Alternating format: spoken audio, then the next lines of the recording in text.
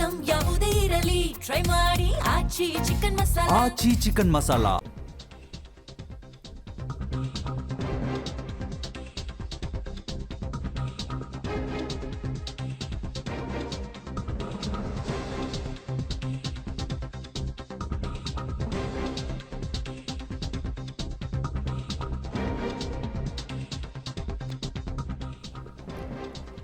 ಮಾಜಿ ಸಂಸದ ಪ್ರಜ್ವಲ್ ರೇವಣ್ಣ ಮೇಲೆ ಕೇಳಿ ಬಂದಂತಹ ಆರೋಪ ಸಂಬಂಧಿತವಾಗಿ ಅವರ ಬಳಿ ಜೊತೆ ಇದ್ದಂತಹ ಆಪ್ತರೇ ಅವರಿಗೆ ಖೆಡ್ಡ ತೋಡಿದ್ರು ಅನ್ನುವಂತಹ ವಿಷಯ 39 ಆರೋಪಿಗಳ ವಿರುದ್ಧ ಇದೀಗ ಚಾರ್ಜ್ ಶೀಟ್ ಸಲ್ಲಿಕೆಯಾಗಿದೆ. ಪ್ರಜ್ವಲ್ ರೇವಣ್ಣ ಅವರ ಮಾಜಿ ಕಾರು ಚಾಲಕ ಸೇರಿದಂತೆ ಜೆಡಿಎಸ್ನ ಕೆಲವೊಂದಷ್ಟು ಸದಸ್ಯರ ಹೆಸರು ಕೂಡ ಇದರಲ್ಲಿ ಉಲ್ಲೇಖ ಆಗಿದೆ. ಇವರ ಭಾಗಿ ಇದೆ ಅಂತ. ಪ್ರಜ್ವಲ್ ರೇವಣ್ಣ ಜೊತೆ ಹಲವಾರು ವರ್ಷಗಳಿಂದ ಇದ್ದಂತಹ ಆಪ್ತರೇ ಖೆಡ್ಡ ತೋಡಿದ್ದಾರೆ. ಅದರಲ್ಲಿ ಪ್ರಜ್ವಲ್ ರೇವಣ್ಣ ಅವರ ಕಾರು ಚಾಲಕ ಕಾರ್ತಿಕ್ ಹೆಸರಿದೆ. ಜೆಡಿಎಸ್ ಕಾರ್ಯಕರ್ತ ಚೇತನ್ ಮತ್ತು ನವೀನ್ ಹೆಸರನ್ನು ಕೂಡ ಚಾರ್ಜ್ ಶೀಟ್ನಲ್ಲಿ ಉಲ್ಲೇಖಿಸಲಾಗಿದ್ದು, ಪ್ರಜ್ವಲ್ ಕುಟುಂಬದ ವ್ಯವಹಾರ ಆಡಿಟ್ ಕೆಲಸ ಮಾಡ್ತಾ ಇದ್ದ ಹರೀಶ್ ಸಹ ಭಾಗಿದಾರರು ಅಂತ ಚಾರ್ಜ್ ಶೀಟ್ನಲ್ಲಿ ಹೆಸರುಗಳನ್ನು ನಮೂದಿಸಲಾಗಿದೆ. ಸೊ ವಿಡಿಯೋ ಕೇಸ್ಗೆ ಈಗ ಒಂದು ಟ್ವಿಸ್ಟ್ ಸಿಕ್ಕಿದೆ.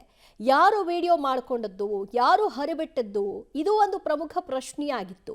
ಇದರ ಬೆನ್ನು ಬಿದ್ದಂತಹ ಅಧಿಕಾರಿಗಳಿಗೆ ಯಾರವರು ಅನ್ನುವಂತಹ ಹೆಸರುಗಳು ಸಿಕ್ಕಿದೆ. ಆರಂಭದಲ್ಲೇ ಕಾರ್ತಿಕ್ ಹೆಸರುಗಳು ಕೇಳಿ ಬರ್ತಾ ಇತ್ತು. ಅವರಿಬ್ಬರ ನಡುವೆ ಹಲವಾರು ವ್ಯವಹಾರಗಳು ನಡೆದಿತ್ತು. ಅದನ್ನ ಬಗೆಹರಿಸ್ಕೊಳ್ಳಿಕ್ಕೆ ಆಗದೇ ಇದ್ದಂತಹ ಹೊತ್ತಿನಲ್ಲಿ ಇದನ್ನ ಬ್ಲ್ಯಾಕ್ ಮೇಲ್ ರೂಪದಲ್ಲಿ ಹೊರಗೆ ತಂದಿದ್ದಾರೆ ಅಂತ. ಈಗ ಜೆಡಿಎಸ್ನ ಕೆಲ ಕಾರ್ಯಕರ್ತರ ಹೆಸರು ಕೂಡ ಇದರಲ್ಲಿ ನಮೂದಾಗಿದೆ. ಒಟ್ಟಾರೆ ಒಂದಷ್ಟು ಮಂದಿ ಇದರಲ್ಲಿ ಭಾಗಿದಾರರು ಅಂತ ಚಾರ್ಜ್ ಶೀಟ್ನಲ್ಲಿ ಹೆಸರಿಸಲಾಗಿದೆ. ಮತ್ತಷ್ಟು ಮಾಹಿತಿ ಪಡೆಯೋಣ ನಮ್ಮ ಪ್ರತಿನಿಧಿ ಶಶಿಧರ್ ಇಂದ. ಶಶಿಧರ್, SIT ಸಲ್ಲಿಸಿರುವಂತಹ ಚಾರ್ಜ್ ಶೀಟ್ನಲ್ಲಿ ಒಟ್ಟು ಎಷ್ಟು ಹೆಸರುಗಳಿವೆ? ಅದರಲ್ಲಿ ಪ್ರಮುಖವಾಗಿ ಕೇಳಿ ಬರ್ತಾ ಇರುವ ಹೆಸರುಗಳು ಯಾವುವು? ಇದ್ರ ಜೊತೆ ಇಡೀ ರಾಜ್ಯದಲ್ಲೇ ಸಂಚಲನ ಉಂಟು ಮಾಡಿದಂತಹ ಮಾಜಿ ಸಂಸದ ಪ್ರಜ್ವಲ್ ರೇವಣ್ಣ ಅವರ ಅಶ್ಲೀಲ ವಿಡಿಯೋ ಪ್ರಕರಣ ಏನಿದೆ, ಈ ಪ್ರಕರಣದಲ್ಲಿ ಅವರ ಜೊತೆಗಿದ್ದಂತಹ ಪ್ರಮುಖ ಆರೋಪಿಗಳು ಈಗ ಅವರು ಪ್ರಜ್ವಲ್ ರೇವಣ್ಣರ ವಿಡಿಯೋದಲ್ಲಿ ಕೆಟ್ಟಕ್ಕೆ ಕೆಡವಿರುವುದು SIT ತನಿಖೆ ವೇಳೆ ಬಹಿರಂಗಗೊಂಡಿದೆ. ಅದರಲ್ಲೂ ಅವರ ಪ್ರಮುಖ ಆಪ್ತರಾಗಿದ್ದಂತವರು ಅವರ ಕಾರು ಚಾಲಕ ಕಾರ್ತಿಕ್, ನವೀನ್ ಗೌಡ ಹಾಗೂ ಚೇತನ್ ಹಾಗೂ ಹರೀಶ್, ಈ ನಾಲ್ವರು ಏನಿದ್ರು ಇವರು ಪ್ರಜ್ವಲ್ ಜೊತೆಯಲ್ಲೇ ಇದ್ದರು. ಕಾರ್ತಿಕ್ ಅವರು ಕಾರನ್ನ ಚಲಾಯಿಸಿ ಮಾಡ್ತಿದ್ರೆ, ಚೇತನ್ ಏನಿದ್ರು ಅವರು ಬೇಲೂರು ಯುವ ಘಟಕದ ಅಧ್ಯಕ್ಷರಾಗಿದ್ರು.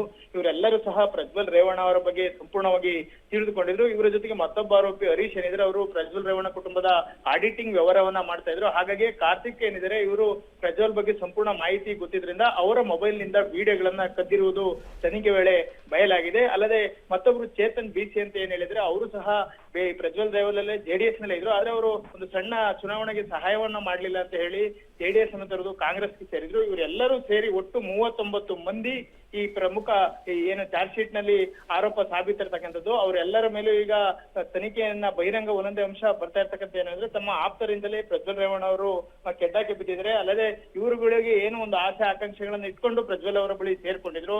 ಅವು ಯಾವನು ಸಹ ಅವ್ರು ಈಡೇರಿಸಲಿಲ್ಲ ಅನ್ನೋ ಒಂದು ದ್ವೇಷ ಇರ್ಬೋದು ಅಥವಾ ಅವ್ರ ಮೇಲಿನ ಇರ್ತಕ್ಕಂಥ ಸಿಟ್ಟಿನಿಂದಾಗಿ ಈಗ ವಿಡಿಯೋಗಳನ್ನ ವೈರಲ್ ಮಾಡಿ ಈಗ 39 ಏನು ಆರೋಪಿಗಳಿದ್ದಾರೆ ಚಾರ್ಜ್ ಶೀಟ್ ನಲ್ಲಿ ಅವರ ಆರೋಪ ಸಾಬೀತಾದ ಹಿನ್ನೆಲೆಯಲ್ಲಿ SIT ಅವರು ನ್ಯಾಯಾಲಯಕ್ಕೆ ಚಾರ್ಜ್ ಶೀಟ್ ಅನ್ನು ಈಗ ಸಲ್ಲಿಸಿರ್ತಕ್ಕಂಥದ್ದು. ದಿವ್ಯಜ್ಯೋತಿ, ಥ್ಯಾಂಕ್ ಯು ಶಶಿಧರ್ ನಿಮ್ಮೆಲ್ಲ ಮಾಹಿತಿಗೆ.